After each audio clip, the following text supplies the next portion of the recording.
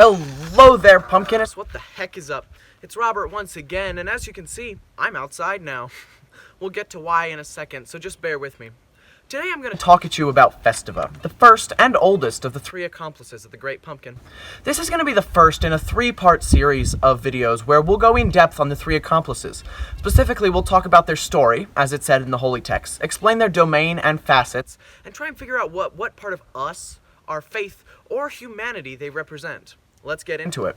According to the holy texts, Festiva was not really born. She was created when the earth made a purple gourd to try and copy the Great Pumpkin's design, and the Ataman listened to the earth and tried to make the purple gourd into a lantern.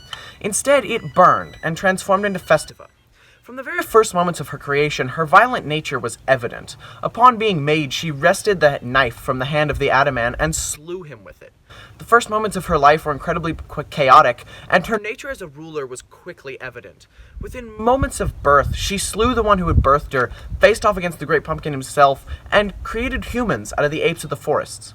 There's a lot to unravel here, but the most interesting thing about her birth, in my opinion, is that Festiva was the one who created humans, not the Great Pumpkin. He had tried, but his Ataman had failed, and it was Festiva who created man. I feel that her first moments are also quite indicative of her nature of balance between creation, her creating the humans, and destruction, the killing of the Ataman. These moments were also indicative of her destiny as a ruler, how she received dominion over the sprites and spirits that the earth itself could not control, and took over the pumpkin's eternal flame and put it onto her haystaff. Then, realizing what they had created, the earth and the pumpkin both wept, and their tears froze without the eternal flame, Festiva having taken it. The world was frozen, and Festiva with it.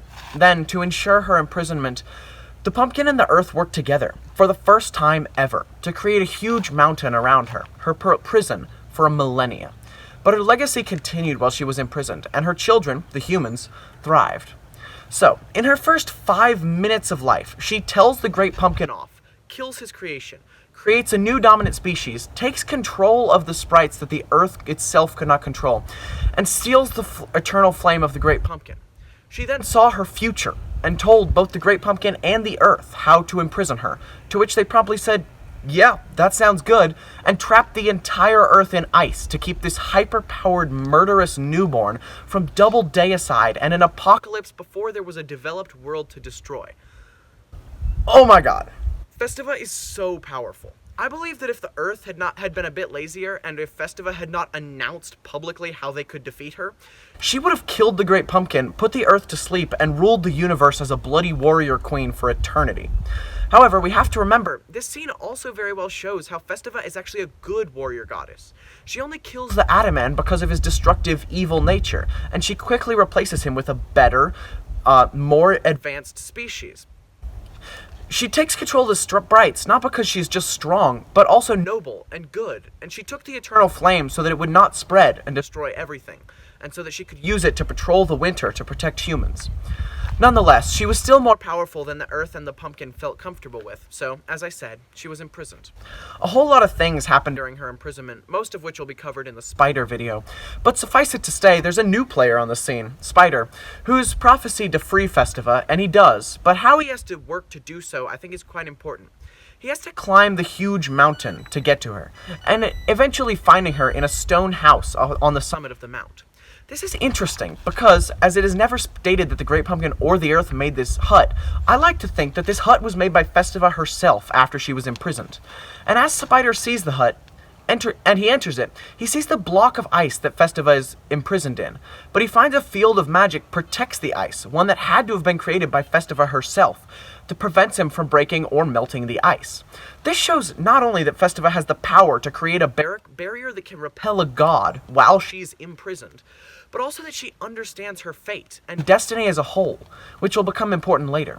She has nobly imprisoned herself to prevent her from harming others, which she recognizes that she is capable of, and that is bad, not a small leap in this relatively new and still amoral world.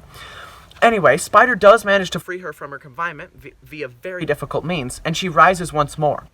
This time, she is noticeably more tempered and calm, although still a bit impulsive.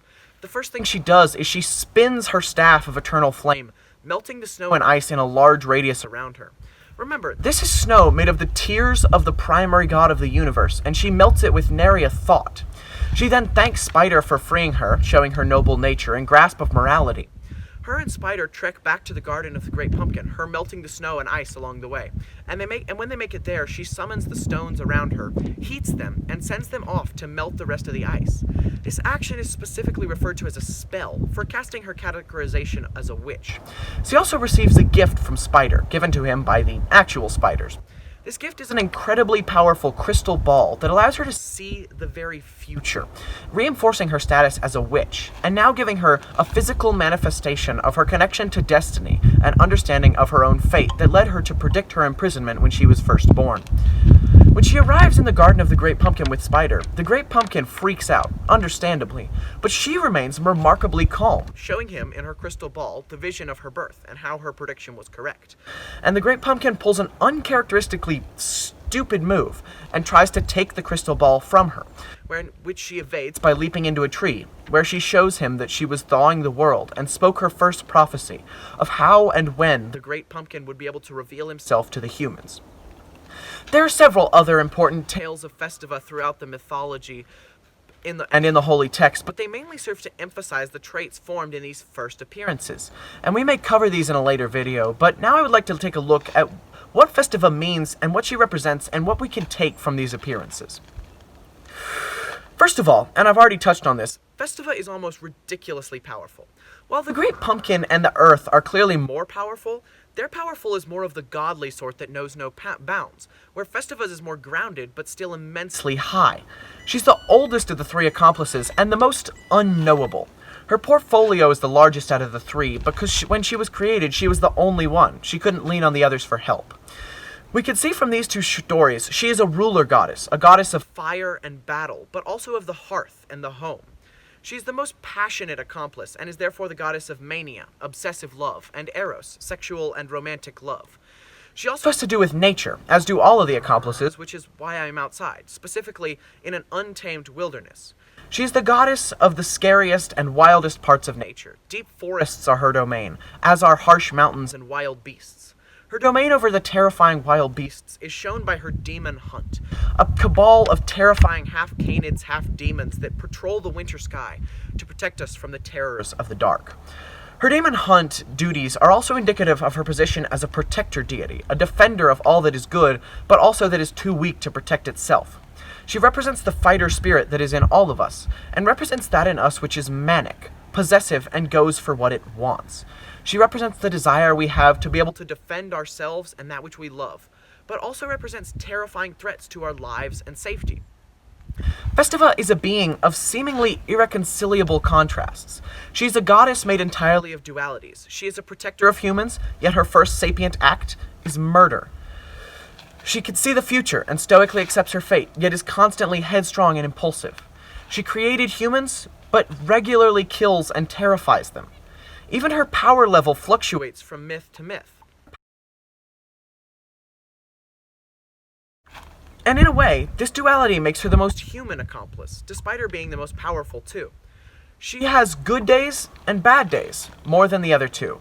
And more than Spider the Golden Boy and Vinia the Enigma, she makes mistakes and acts impulsively, while also being stoic and calm and reserved when it's necessary. She has more power than a human, obviously, but she also shows that despite that power, she is fundamentally human.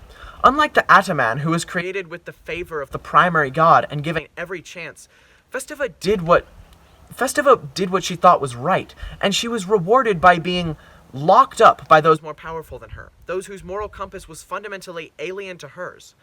We also must remember that she is much more than us. The relationship between us and her is similar to the relationship between her and the Great Pumpkin. While she is more human than the others, she was still made from a gourd and flame. She is human yet alien, the ultimate of her many dualities. Thank you so much for watching this video. I hope that the gods you pray to favor you and that your luck is good. Goodbye.